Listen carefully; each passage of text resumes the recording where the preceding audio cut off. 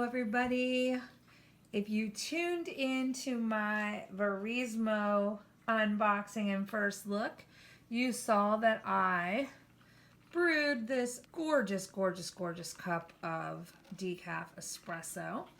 So what I'm going to do now, and I apologize for the lighting, it's horrible lighting in my kitchen, but what I'm going to do now is I'm going to unbox the milk frother and put it through its paces for the first time. I have never actually used the Verismo Milk Frother before. I did have one in my house for a short time, but I've always just used my Keurig Revo to froth the milk. So this will be the first time I've ever actually used a standalone milk frother. So you guys get to come along for the journey. I was going to have to cut something open, but apparently not.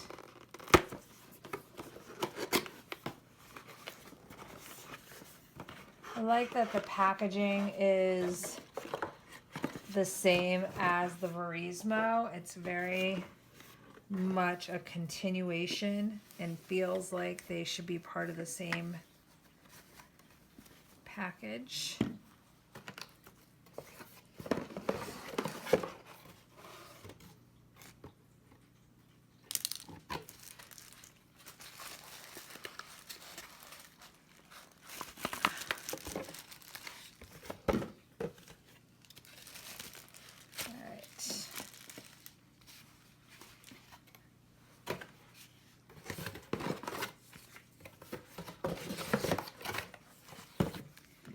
Alright, so this is the frother.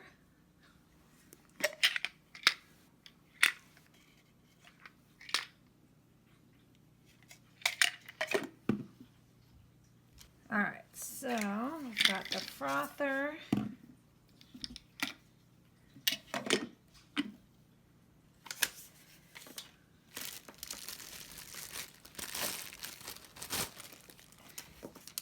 And the base.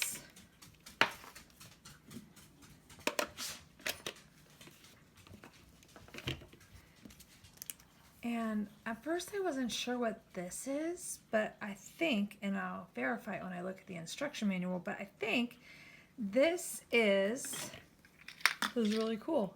So you can get all the foam out instead of having to use a spoon. It's plastic, so it won't scratch up the metal frother. Isn't that cool? They thought of everything.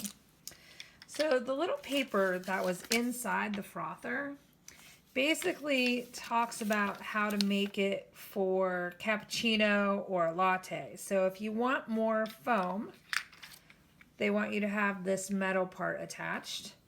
And they say for less, detach it. Which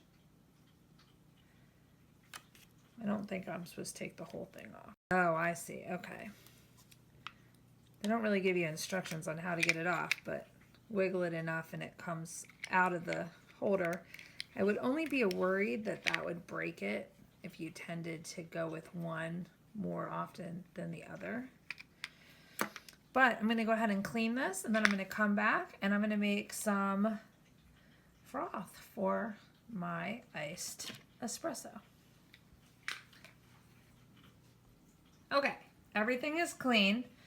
I have 4 ounces of milk here. My frother that I use on the Keurig Revo does 4.5 ounces at its lowest setting for milk. I'm not sure what this one does. I didn't really look through the instructions too carefully to see, but in here there's a max fill line. So I thought if I started by measuring out the 4 ounces, I could kind of see where I hit for that fill line.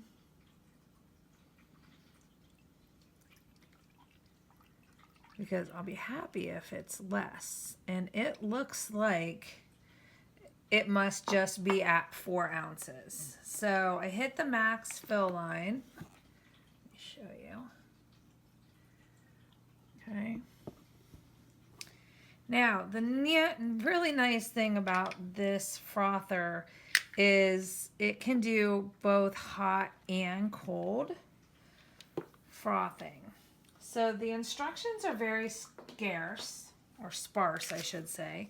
It's actually 6 steps, and one of them includes plugging in the plug, and one of them includes removing the whisk after you're done frothing. If that gives you an idea how simple this thing is to use. But the biggest instruction really says to hit this button for 1 second if you want to heat it up, and hold it for 3 seconds for cold frothing. So I'm going to do the cold frothing and see how it goes.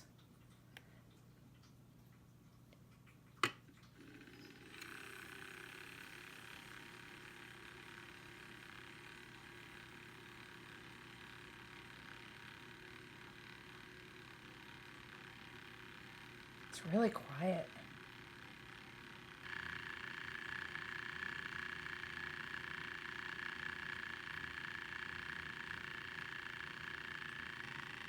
I did keep the whisk in for more foam. So be interested to see how this foams up compared to the steam frothing I get on the Revo. So let's take it out and take a look.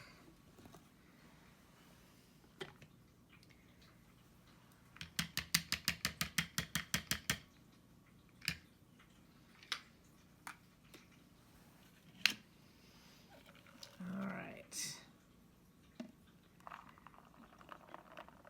That is pretty nice foam. It's not quite as stiff as what I normally have with the Revo on the cappuccino settings.